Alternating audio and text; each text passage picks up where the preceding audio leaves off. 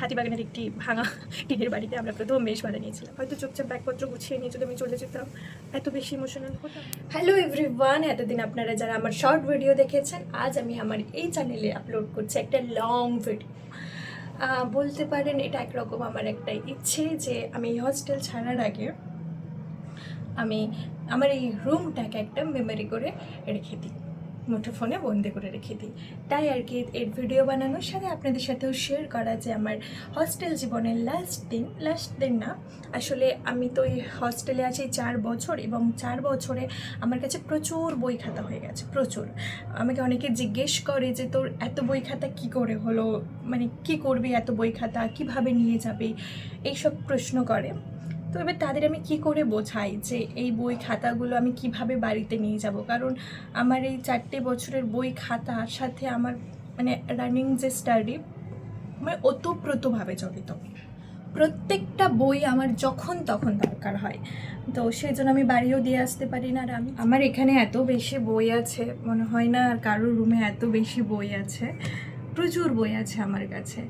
আর আমি বইগুলোকে না কাটছাড়া করতে পারি না, কারণ হুটহাট করে কখন আমার যে কোন বইটা দরকার পড়ে আমি নিজেও বুঝে উঠতে পারি না।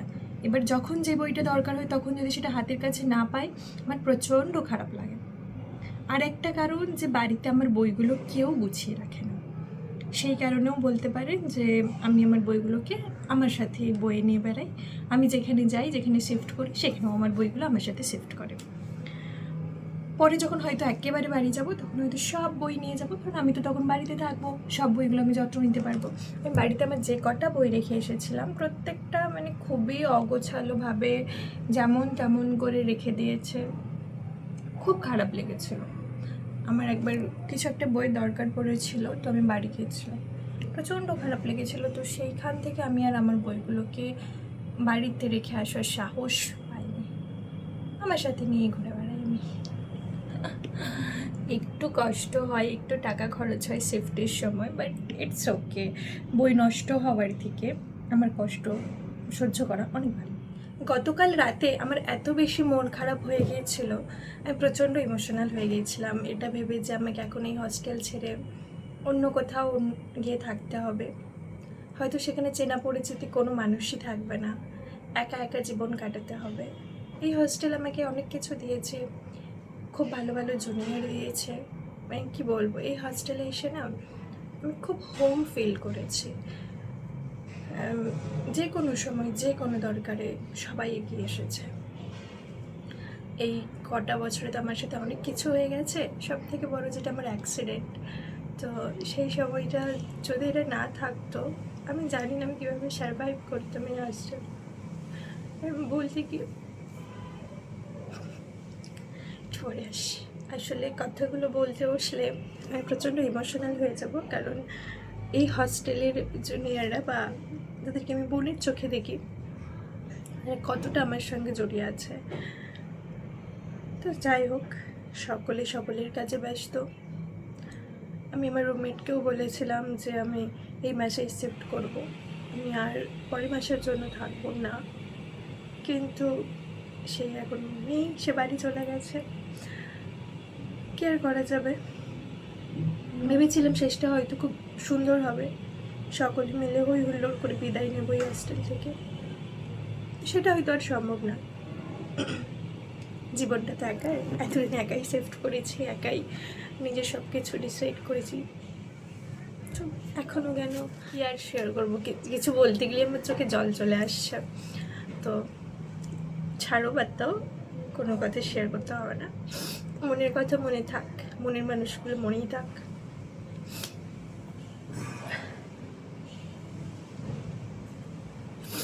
চলো ভিডিও শেয়ার করি, মনের কথা নাই শেয়ার করতে পারি, ভিডিওগুলো শেয়ার করি।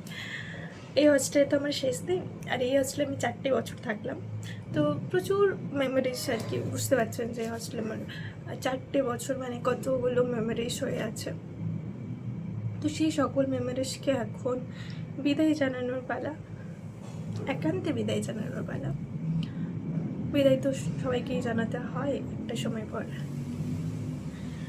তো জানি না কেন এত ইমোশনাল হয়ে পড়ছি, হয়তো চুপচাপ ব্যাগপত্র গুছিয়ে নিয়ে যদি আমি চলে যেতাম, এত বেশি ইমোশনাল হতাম না, কিন্তু যেহেতু আমি ভেবেছি কি আমার এই শেষ দিনটা আমি আমার মুঠো ফোনে বন্দি করে রাখবো এবং আপনাদের সাথেও শেয়ার করবো, সেই জন্য আর কি হাসি মুখে ভিডিও করতে হবে, তাই তো? কোনো দুঃখ না, কোনো খারাপ লাগা না, একদম হাসি মুখে ভিডিও করতে হবে। একটা কথা শেয়ার করি, আমি যখন 4 বছর আগে এই কলকাতায় আসি, তো তখন দুটো কাঁথা নিয়ে এসেছিলাম। মানে আমরা না হুট করে শিফট করেছিলাম, এত আড়ম্বর করে যে আমি কলকাতায় থাকবো এটা তো আমি কখনোই ভাবিনি। হুট করে আমার এক বান্ধবী আমাকে বলে কি আমি না বাইরে থাকবো, তো ওখানেও আমার পাশে একটা বেড ফাঁকা আছে, সে আমার খুবই ক্লোজ বান্ধবী, মানে বলতে পারেন সে অ্যাডমিশন নিয়েছে তাই আমিও অ্যাডমিশন নিয়েছি এরকম। তো তুই কি থাকবে? আমি বললাম হ্যাঁ থাকাই চাই, কারণ বাড়িতে এত বেশি প্রেশার, সব কিছু সামলে উঠে বাড়ি থেকে যাতায়াত করা আমার পক্ষে সম্ভব না। বাবাকে জানালাম, একদিনের কথাই, মানে একদিনের কথায় আমি মানে বাড়ি ছেড়ে মেস চলে আসি। তখন আমাকে বাবা দিতে এসেছিল হাতিবাগানের একটি ভাঙা টিনের বাড়িতে আমরা প্রথম মেস ভাড়া নিয়েছিলাম। সেখান থেকে মাথার উপর পাকা ছাদওয়ালা একটা হস্টেল, অনেক স্মৃতি। যারা বাইরে থাকে আমি জানি না কে কীভাবে স্ট্রাগল করে বা কিছু, বাট আমার যদি আপনারা জিজ্ঞেস করেন যে আমার হস্টেল জীবনের স্মৃতি, তাহলে আমি একদিন শেয়ার করবো। কমেন্টে জানাবেন যে আমার হস্টেল জীবন আমি কিভাবে কাটিয়েছি, কিভাবে আমি কলকাতায় এসেছি, সবটা আমি শেয়ার করবো যদি আপনারা জানতে চান। ওকে, তো বাকি সব কথা এখন বাদ থাক। আজ আমার হস্টেল জীবনের শেষ দিন, অ্যান্ড আমি চাই আমার এই শেষ দিনটাকে অনেক বেশি মেমোরেবল করে রাখতে, তার জন্য আমি ভিডিও করছি। এবং আর এই রুমের সব কিছু খালি করার আগে একটা ভিডিও করে দিই, চলো।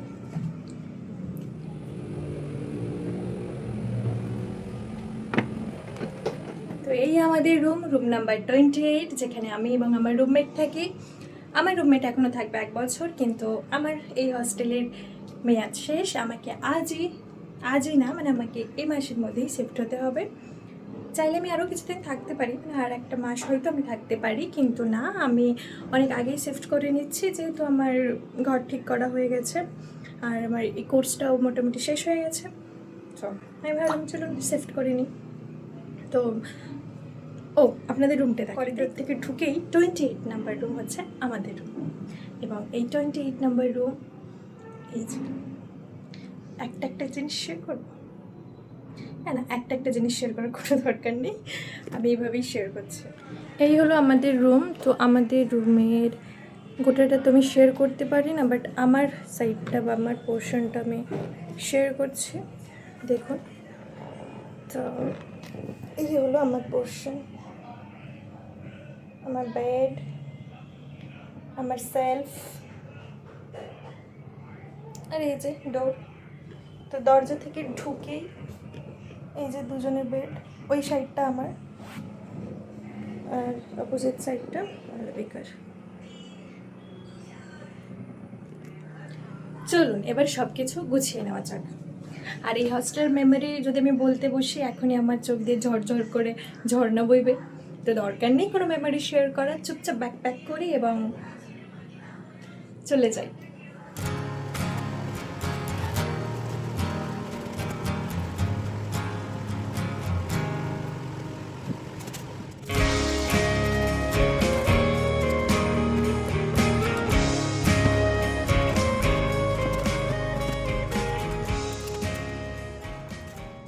আমার ব্যাগ গোছানো মোটামুটি হয়ে গেছে, দেখাই চলো। এই যে আজকের জন্য এই 4টে ব্যাগ, এই 4টে ব্যাগই আমি আজকে নিয়ে যাব, কারণ এর থেকে বেশি ব্যাগ আমার পক্ষে নিয়ে যাওয়া সম্ভব না। তো এখন অপেক্ষা করছি উবেরের দামটা কম হওয়ার জন্য। এখন বাজছে অ্যারাউন্ড 9:45। এখন উবেরের দামটা একটু হাই আছে, অনেক বেশি নয়, তবে একটু হাই আছে। অপেক্ষা করি উবেরের দামটা একটু কমলেই আমি ব্যাগগুলো ধরবো আর সোজা চলে যাব। ততক্ষণ পর্যন্ত অপেক্ষা করি। উবেরের দাম তো বেড়েই চলেছে, কমার কোনো লক্ষণই দেখতে পাচ্ছি না। দেখুন এখন আবার কত বেড়ে হয়ে গেছে, 541 টাকা। তখন তো 350 টাকা ছিল, এখন আবার 541 টাকা হয়ে গেছে। তো অবশেষে আমি যে বাজেটের মধ্যে উবের বুক করতে চেয়েছিলাম ঠিক সেই ভাড়াতেই পেয়ে গেলাম। আর দেরি না করে সঙ্গে সঙ্গেই উবের বুক করে রওনা দিলাম আমার নতুন মেসের উদ্দেশ্যে। কথা ছিল আমি একাই যাব, কিন্তু উবের দেখার সময় থাকা তিশা যখন দেখলো আমি এত জিনিস নিয়ে একা যাচ্ছি তখন সে বলল আমিও তোমার সঙ্গে যাব। ব্যাস, তারপর আমরা দুজনে একসঙ্গে রওনা দিলাম আমার নতুন ঠিকানার উদ্দেশ্যে। আর এই যে পৌঁছে গেলাম আমার নতুন ঠিকানায়। আজকে শুধু বইপত্র আর কিছু দরকারি জিনিস রেখে গেলাম। ভাবলাম আজ এতটুকুই থাক, পরের দিন বাকি সব জিনিস নিয়ে একেবারে পুরোপুরি শিফট হয়ে যাব। তারপর বাসে করে ফেরার পথে আমরা চলে গেলাম হাতিবাগানে। সেখানে আমার কিছু জিনিস কেনার ছিল, সেগুলো কিনে নিলাম। আর এই যে আন্টিকে দেখছেন, উনি খুবই কম দামে ব্র্যান্ডেড জিনিস বিক্রি করছিলেন। দেখে আমারও কিছু জিনিস ভালো লাগলো, তার মধ্যে থেকে আমি দুটো জিনিস কিনে নিলাম। এরই মধ্যে হস্টেল ফেরার সময় হয়ে গেল, তাই ফিরে এলাম হোস্টেলে। আর দেখুন তো আমার রুমটার কী অবস্থা। এখন চলুন সব কিছু একটু গুছিয়ে নেওয়া যাক।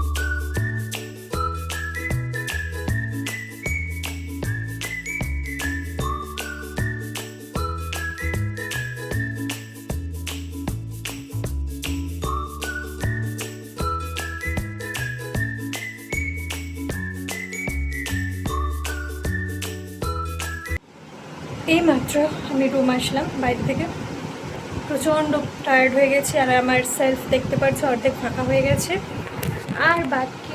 আর বাকিটা কাল ফাঁকা হয়েই যাবে। তো আমি তো সকাল থেকে উবেরের চোখ করে স্নানই করিনি, তো এবার স্নান করিনি, তারপর আপনাদের সাথে আবার দেখা করছি। এই যে মোটামুটি আমার রুমটা গুছিয়ে নেওয়া হয়ে গেল। যদিও আগামীকাল সব জিনিসপত্র নিয়ে একেবারে নতুন মেসে শিফট হয়ে যাব, তবুও আজ মনের শান্তির জন্য যতটুকু সম্ভব রুমটা একটু গুছিয়ে নিলাম। তবে আজকের ব্লগটা এখানেই শেষ করছি। যদি ভিডিওটি ভালো লেগে থাকে তাহলে একটা লাইক ও কমেন্ট করে জানাবেন এবং চ্যানেলটি সাবস্ক্রাইব করে আমার পাশে থাকবেন। আবার দেখা হবে পরের আরেকটি নতুন ব্লগে। ততক্ষণ পর্যন্ত সকলে ভালো থাকবেন।